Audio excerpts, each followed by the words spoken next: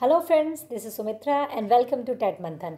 Discuss करेंगे Hindi pedagogy का एक और इम्पॉर्टेंट टॉपिक जहाँ से हमेशा आपका क्वेश्चन बनता है। टेट एग्जाम्स तो कोई ऐसे मैंने देखे नहीं जहाँ पे यहाँ से क्वेश्चन ना आता हो आपका। ठीक है, तो हमने लास्ट उसमें डिस्कशन में पढ़ा था कि भाई निदानात्मक शिक्षण क्या है, उपचारात्मक शिक्षण क्या है। तो निदानात्मक शिक्षण में हमने समझा था कि भाई क्या होता है, बच्चे ने अगर कुछ नहीं सीखा है, ठीक है, तो वो क्यों नहीं सीख पाया, उसको प्रॉब्लम कहाँ आ रही है, बच्चे को कोई गैप रह गया है या कोई हमारी शिक्षण विधि में कमी है। ठीक है, तो जब हम प्रॉब्लम का पता लगाते हैं निदानात्मक शिक्षण में, तो एक प्रॉब्लम बच्चे को ये भी हो सकती है कि उसके अंदर अधिगम की अक्षमता हो, यानी कि कोई लर्निंग डिसेबिलिटी हो जिसकी वजह से बच्चा जो है वो नहीं सीख पा रहा है। अगर बच्चे को जैसे डिस्कैल्कुलिया है तो क्या होगा, आप गणित में उसके साथ जितनी मर्जी मेहनत कर लीजिए, वो कहीं ना कहीं गणित में जो है उस हद तक, मतलब उस लेवल तक वो नहीं सीख पाएगा जिस लेवल तक आप उसको सिखाना चाहते हैं। ठीक है, तो अधिगम अक्षमताओं को यानी कि लर्निंग डिसेबिलिटीज़ को आज हम डिटेल में पढ़ेंगे। ठीक है, क्या है इसके अंदर आपका, जैसे डिस्लेक्सिया आता है, डिस्कैल्कुलिया आता है। ठीक है, इनको हम लोग अच्छे से समझेंगे, पिक्चर्स के थ्रू आपको अच्छे से क्लियर हो जाएगा। ठीक है, तो चैनल पर नए हैं आप तो ज़रूर चैनल सब्सक्राइब कर लीजिए, बेल आइकन हिट कर दीजिए ताकि आने वाली वीडियोस की नोटिफिकेशन आपको मिलती रहे। और मैं तो रेगुलर आपको क्वालिटेटिव वीडियोस डालती ही रहूँगी। ठीक है, वीडियो पसंद आए तो ज़रूर लाइक करें और अपने सभी फ्रेंड्स के साथ में शेयर भी करें। स्टार्ट करते हैं, थोड़ा सा समझ लेते हैं कि अधिगम अक्षमता है क्या। वैसे तो पता है कि लर्निंग की जो डिसेबिलिटी होती है बच्चे की वो क्या होती है, लेकिन थोड़ा सा शब्द समझने से बेटर है। कई बार क्वेश्चन बन जाता है अगर, तो आपको शब्द पता होने चाहिए। ठीक है, तो अधिगम शब्द का आशय क्या होता है, सीखना। अधिगम का मतलब सीखना होता है। अक्षमता का मतलब क्या होता है कि भाई क्षमता का अभाव होना, क्षमता की अनुपस्थिति होना, यानी कि सीखने की जो क्षमता है उसमें कहीं ना कहीं कोई कमी होना और अनुपस्थिति होना। ठीक है, तो क्या होगी आपकी अधिगम अक्षमता कहते हैं, लर्निंग डिसेबिलिटी कहते हैं हम उसको। ठीक है, ये आपके नोट्स के लिए आप इसको चाहे तो आप स्क्रीनशॉट ले लीजिए, चाहे नोट कर लीजिए। ठीक है, वो आप कर सकते हैं। तो इसमें पहली क्या आती है आपकी डिसलेक्सिया, जो बहुत एकदम फेवरेट है सीटेट की। हमेशा इससे क्वेश्चन बनता ही बनता है आपका, ज़्यादातर इससे क्वेश्चन पूछा जाता है। तीन आपकी बिल्कुल मतलब एकदम टॉप में रहती है सीटेट में। डिसलेक्सिया हो गया आपका, डिस्कैल्कुलिया हो गया, डिस्ग्राफिया हो गया। ठीक है, बाकी हम लोग सारी समझ के चलेंगे। तो डिसलेक्सिया क्या है आपका, बच्चे को क्या होगा, पढ़ने में प्रॉब्लम होगी। जैसे कि बच्चा डी को बी पढ़ेगा, पी को क्यू पढ़ेगा। ठीक है, वॉज को क्या पढ़ेगा, डब्ल्यू को क्या पढ़ेगा, एम पढ़ेगा। है, वॉज लिखा है तो उसको क्या पढ़ेगा, 100 पढ़ेगा। अगर 6 लिखा हुआ है तो उसको 9 पढ़ेगा। तो इस तरीके की मिस्टेक्स अगर बच्चा करता है पढ़ने के मामले में तो क्या होगा, उसको डिसलेक्सिया होगा। ठीक है, डिसलेक्सिया के अगर हम शब्दों में इसको समझें कि बाई चांस आपका जैसे क्वेश्चन बनता है तो क्या होगा भाई, क्या होगा, बच्चे का पढ़ने लिखने से जुड़ी एक खास विकलांगता है जिसका असर पढ़ने और भाषा को समझने और बरतने पर होता है। इससे पीड़ित बच्चों को पढ़ने में, लिखने में, स्पेलिंग लिखने में या बोलने में कठिनाई होगी। ठीक है, ये कुछ कौशलों और योग्यताओं को प्रभावित कर सकती है, लेकिन बच्चे की बौद्धिकता के सामान्य स्तर से इसका कोई लेना देना नहीं है। तो अगर आपसे पूछा जाता है कि भाई अगर कोई बच्चा जो है किसी भी लर्निंग डिसेबिलिटी से पीड़ित है तो क्या वो मतलब मंदबुद्धि हो सकता है, तो वो बिल्कुल नहीं होगा। वो बिल्कुल नॉर्मल बच्चा हो सकता है, लेकिन उसको सिर्फ पढ़ने में प्रॉब्लम हो सकती है, सिर्फ लिखने में प्रॉब्लम हो सकती है। ठीक है, सिर्फ खुद को एक्सप्रेस करने में प्रॉब्लम हो सकती है। हो सकता है उसकी एक स्किल अच्छी नहीं है लेकिन दूसरी स्किल बहुत अच्छी हो। ठीक है, तो जो डिसेबिलिटी है लर्निंग की, वो आपका बौद्धिकता से यानी इंटेलिजेंस से आप उसको कंपेयर नहीं कर सकते किसी बच्चे की। ठीक है, तो ये यहाँ पर एक इम्पॉर्टेंट पॉइंट है कि भाई बच्चे की जो डिसेबिलिटी है वो उसकी आपकी इंटेलिजेंस से रिलेटेड उससे नहीं होती है। ठीक है, अब क्या होता है, कुछ बच्चों को पढ़ने लिखने में क्या होती है, कठिनाई होती है। कुछ नए शब्द सीखने में अर्थ नहीं समझ पाते कुछ बच्चे, उसका व्याकरण के लिए नई भाषा से, ठीक है, नई भाषा को सीखने में प्रॉब्लम होती है। तो ये सारे क्या आ जाते हैं आपके डिसलेक्सिया में, यानी कि पढ़ने से रिलेटेड अगर कोई बात आती है तो वो आपकी कहाँ आएगी, डिसलेक्सिया में आएगी। ठीक है, डिसलेक्सिया के लक्षण थोड़े से देख लेते हैं, क्योंकि यहाँ से क्या होता है बिल्कुल लाइन टू लाइन उठा के आपको क्वेश्चन दे देते हैं कि भाई अक्षरों की ध्वनियों को सीखने में कठिनाई होगी तो डिसलेक्सिया, एकाग्रता में कठिनाई डिसलेक्सिया, वर्णमाला अगर नहीं सीख पा रहा है बच्चा, भाई शब्द नहीं सीख पा रहा है अगर बच्चा, जैसे कि ये ज है और ये मतलब एक ये ज्ञ है, तो बच्चा इन दोनों में अंतर नहीं कर पा रहा है अगर वर्णमाला अधिगम में, तो क्या होगा, उसको डिसलेक्सिया होगा। पढ़ते समय स्वर्ण वर्णों का लोप करना, स्वर वर्णों का लोप करना, तो क्या होगा, डिसलेक्सिया। शब्दों को उल्टा पढ़ेगा, नाम को मान पढ़ रहा है, शावक को शक पढ़ रहा है, तो क्या होगा, डिसलेक्सिया है। वर्तनी दोष से अगर वो पीड़ित है, वर्तनी उसकी ठीक नहीं है, तो क्या होगा, डिसलेक्सिया होगा। ठीक है, उच्चारण वाले, सेम उच्चारण वाले, ठीक है, समान उच्चारण वाले ध्वनियों को न पहचान पाना, वो भी आपका क्या होता है, डिसलेक्सिया होता है। ठीक है, उसके बाद में शब्दकोश का अभाव रहेगा उसको। ठीक है, और उसके बाद क्या है आपका, भाषा का अर्थपूर्ण प्रयोग का अभाव रहेगा। ये सारे आपके लक्षण डिसलेक्सिया में आते हैं।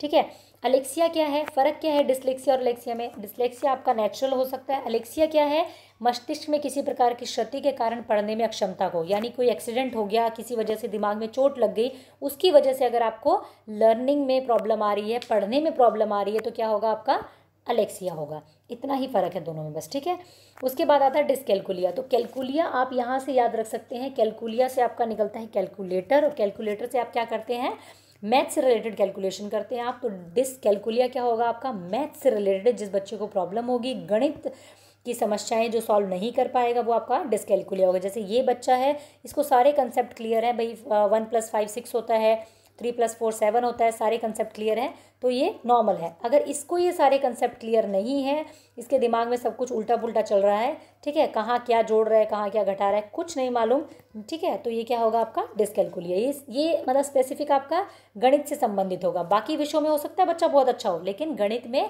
नहीं अच्छा होगा। ठीक है, तो ये किससे संबंधित होता है आपका, गणित से। इसमें क्या होगा आपका, संख्याओं को समझने में, संख्याओं में बदलाव करने के तरीके सीखने में, गणित में तथ्यों को सीखने में क्या होगा, कठिनाई होती है बच्चों को। ठीक है, तो ये नोट्स के लिए है, आप अपना इसको नोट कर सकते हैं। फिर क्या होगा, डिसग्राफिया। अब ग्राफ से आप इसको याद रखेंगे, ग्राफ जो होता है उसको आप पढ़ते नहीं हैं, बल्कि ऐसे करके इसको ड्रॉ करते हैं। ग्राफ को क्या किया जाता है, ड्रॉ किया जाता है, लिखा जाता है ग्राफ को। ठीक है, तो ये लिखने से संबंधित आपकी समस्या को क्या कहते हैं, हम डिसग्राफिया कहते हैं। इसमें बच्चा ठीक से लिख नहीं पाता, उसकी लिखावट अच्छी नहीं होती है। सामान्यतः इसका कारण हाथ, हथेली, उंगलियां संबंधी कोई उसके अंदर कमी हो सकती है, जिस वजह से क्या होगा, वो अच्छा नहीं लिख पाएगा। जैसे आपने देखा होगा ना, बच्चे कई बार एकदम ऐसे छोटा छोटा लिखते हैं, कई के बच्चे क्या करेंगे, गैप नहीं देंगे लिखने में। जैसे ये लिखा, यहीं उन्होंने ये लिख दिया, यहीं लिख दिया, मतलब कहाँ गैप देना है, कहाँ नहीं देना है, उनको इस चीज़ का नहीं पता होता। एक पुअर हैंड राइटिंग होती है कई बच्चों की, तो वो क्या होगा, डिसग्राफिया होगा, आपका लिखने से रिलेटेड है।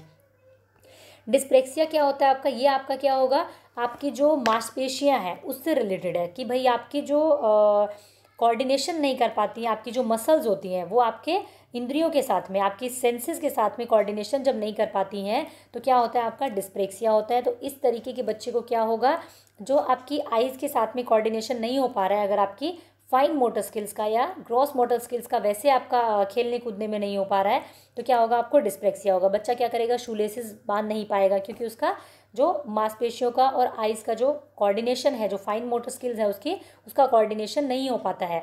बच्चा जो है शर्ट के बटन टाई नहीं कर पाएगा, उल्टे सीधे टाई करेगा। ठीक है, तो ये आपका क्या होगा, डिस्प्रेक्सिया होगा। खेलने कूदने में बच्चे अगर फुटबॉल खेल रहा है, तो उसको मालूम नहीं है फुटबॉल इस जगह पे है, वो लात यहाँ मार रहा होगा, फुटबॉल यहाँ होगी, और वो क्या करेगा, यहाँ उसको क्या करेगा, किक करेगा। तो इस तरीके की प्रॉब्लम आपकी डिस्प्रेक्सिया में आती है। इसमें क्या होता है आपका, अगर हम इसको टिपिकल हिंदी में समझें, इसमें बच्चे के मस्तिष्क और उसकी मांसपेशियों में समन्वय ना होने के कारण पेशीय कौशल प्रभावित होते हैं। हाथ और आँखों के बीच के समन्वय और संतुलन स्थापित नहीं कर पाता है बच्चा। भाई आइज़ और अपने हैंड्स की जो कोऑर्डिनेशन होती है वो नहीं कर पाता है बच्चा, उसकी वजह से ये होता है आपका डिस्प्रेक्सिया। ठीक है, डिस्प्रेक्सिया उसको कहते हैं। डिस्फेजिया क्या है, ये देखो, जैसे ये कन्फ्यूज़ आता हुआ बेचारा बच्चा छोटा सा, इसको कहना तो बहुत कुछ है लेकिन ये कह नहीं पा रहा है। ठीक है, ऐसे बहुत सारा होता होगा। जैसे छोटे बच्चे होंगे उसके अंदर ये नॉर्मल है, छोटा बच्चा कुछ कुछ चीज़ें कहना चाहिए और वो एक्सप्रेस नहीं कर पाए, नॉर्मल है। लेकिन एक स्टेज के बाद में भी, एक पर्टिकुलर एज के बाद में भी बच्चा अगर खुद को एक्सप्रेस नहीं कर पाता है, तो क्या होगा, आपका डिस्फेजिया होगा। इसमें क्या होगा, बच्चा इसमें भाषा संप्रेषण नहीं कर पाता है, अपने विचारों को ठीक से व्यक्त नहीं कर पाता है, मौखिक रूप से सीखने और अपने विचारों को अभिव्यक्ति प्रदान करने में कठिनाई का अनुभव करते हैं बच्चे। मतलब क्या करेंगे, जैसे आपके सामने क्वेश्चन आ जाता है कि एक बच्चा जो पढ़ने लिखने में तो बहुत अच्छा है, लेकिन जब टीचर उससे प्रश्नों की मौखिक अभिव्यक्ति के लिए कहता है तो वो नहीं कर पाता है, तो क्या प्रॉब्लम है उसको डिस्फेजिया है। ठीक है, तो क्वेश्चन इसी तरीके से बनाए जाते हैं कि भाई बच्चा क्लास में बाकी सब एक्टिविटी ठीक करता है लेकिन खुद को एक्सप्रेस नहीं कर पाता, तो क्या है, उसको डिस्फेजिया है। बहुत सारे बच्चे होते हैं ना, वैसे आप अगर रिटर्न एग्जाम लेंगे तो अच्छे मार्क्स आएंगे, लेकिन अगर आप ओरल सुन रहे हैं तो वो नहीं सुना पाएंगे। ठीक है, तो ये हो गया। एक क्विक रिवीजन ले लेते हैं। डिसलेक्सिया क्या है आपका, पढ़ने से संबंधित है। डिस्ग्राफिया आपका लेखन संबंधित है। डिसकैलकुलिया गणितीय कौशल है। डिस्फेजिया आपका वाक संबंधित है, यानी बोलने से रिलेटेड। डिस्प्रेक्सिया आपका लेखन और चित्रकला, हाँ इसको लेखन और चित्रकला से जोड़ा जाता है। क्वेश्चन में अगर आ जाता है चित्रकला से रिलेटेड तो भी आपका डिस्प्रेक्सिया होगा। क्यों? जब बच्चा अपनी आइज़ और अपनी फाइन मोटर स्किल्स का, उंगलियों का कोऑर्डिनेशन ही नहीं कर पाएगा तो ड्राइंग कैसे बना सकता है बच्चा, ठीक है। तो इसीलिए इसको इससे रिलेट किया जाता है।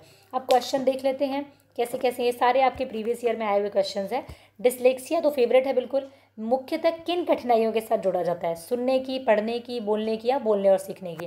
तो बिल्कुल डिस्लेक्सिया आपका किससे होगा? पढ़ने से रिलेटेड होगा, ठीक है। तारे ज़मीन वाला ईशान अवस्थी याद है ना, उसको प्रॉब्लम होती थी ना, मतलब माइंड में ऐसे ऐसे घूमते हैं, बोर्ड पे अक्षर ऐसे नाचते हुए देखते हैं, वो डिस्लेक्सिया वाली प्रॉब्लम है। रमेश 7वीं कक्षा में पढ़ता है, वो सामान्य बातचीत में ठीक है, ठीक है, लेकिन पढ़ते समय बार बार अटकता है, तो वो संभवतः डैश से ग्रस्त है। डिस्लेक्सिया, डिस्कैल्कुलिया, डिस्ग्राफिया या डिस्फेजिया? बिल्कुल पढ़ने से रिलेटेड है, तो आंख बंद करके आप डिस्लेक्सिया लगा सकते हैं। आंख बंद करके, मतलब पेपर में आंख बंद करके गोला मत भरना, आंख खोल के गोला भरना, ठीक है। निम्नलिखित में से कौन सा व्यवहार बच्चे की अधिगम निर्योग्यता की पहचान करता है? अभी इतनी सारी ये विशेषताएं दे रखी है, इसमें से अधिगम निर्योग्यता क्या है आपकी? अपमानजनक व्यवहार, बी को डी, वॉज को 100 और 21 को 12 लिखना या 21 को 12 लिखना, हिंदी की क्लास है ना। कम अवधान विस्तार और उच्च शारीरिक गतिविधि, मनोभाव का जल्दी जल्दी बदलना। तो ये सारी चीज़ें हमारी अधिगम से रिलेटेड नहीं आती है, ये हमें पता है कि किससे रिलेटेड है भाई। इसको अगर लिखता है, बी को डी लिखता है, वॉज को 100 लिखता है, 21 को 12 लिखता है, तो ये आपका क्या होगा? आपकी लर्निंग डिसेबिलिटी है ये आपकी, ठीक है। तो ये डिस्ग्राफिया होगा आपका। यहाँ देखो ये क्वेश्चन भी यहाँ कन्फ्यूजन के लिए हो सकता है। बी को डी, वॉज को 100, 21 को 12, यहाँ लिखा है लिखता है, ये नहीं लिखा कि पढ़ता है। अगर लिखता है लिखा होगा तो याद रखेंगे आप लोग, पेपर में डिस्ग्राफिया लिखेंगे। अगर लिखा है कि बी को डी, वॉज को 100, 21 को 12 पढ़ता है, तो आप लिखेंगे डिस्लेक्सिया, ठीक है। इसमें भी क्वेश्चन घुमाया जाता है। गतिक कौशलों में अधिगम निर्योग्यता क्या कहलाता है? डिस्फेजिया, डिस्लेक्सिया, डिस्प्रेक्सिया या फिर डिस्कैल्कुलिया? तो गतिक कौशल यानी कि उसकी जो मांसपेशियों से रिलेटेड जो कौशल हैं आपके, ठीक है, वो क्या होंगे? आपके डिस्प्रेक्सिया से रिलेट करते हैं वो आपके, ठीक है। नेक्स्ट क्या है? विकृत लिखावट यानी कि एक पुअर हैंडराइटिंग। शब्दों को समझना बहुत ज़रूरी है पेडागोजी में, ठीक है। विकृत लिखावट, और हिंदी में तो खासकर, क्योंकि हिंदी में एक ही शब्द को आप, मतलब 10 नाम हो सकते हैं उसके, ठीक है। संबंधित लिखने की योग्यता में कमी किसका एक लक्षण है? डिस्फेजिया, डिस्लेक्सिया, डिस्प्रेक्सिया या फिर डिस्कैल्कुलिया? विकृत लिखावट यानी कि लिखने से रिलेटेड है ये आपका, ठीक है। तो आप इसका आंसर मुझे कहाँ देंगे? कमेंट सेक्शन में, ठीक है। तो ये था आज का डिस्कशन, और लास्ट भी मैंने आपसे क्वेश्चन पूछा था ना, उसका आंसर मैं आपको कल बताऊंगी, ठीक है। ये आपका आज का डिस्कशन था। अगर डिस्कशन पसंद आया हो तो ज़रूर इसे लाइक करें और अपने सभी फ्रेंड्स के साथ में शेयर भी करें। Thank you, keep learning, keep supporting.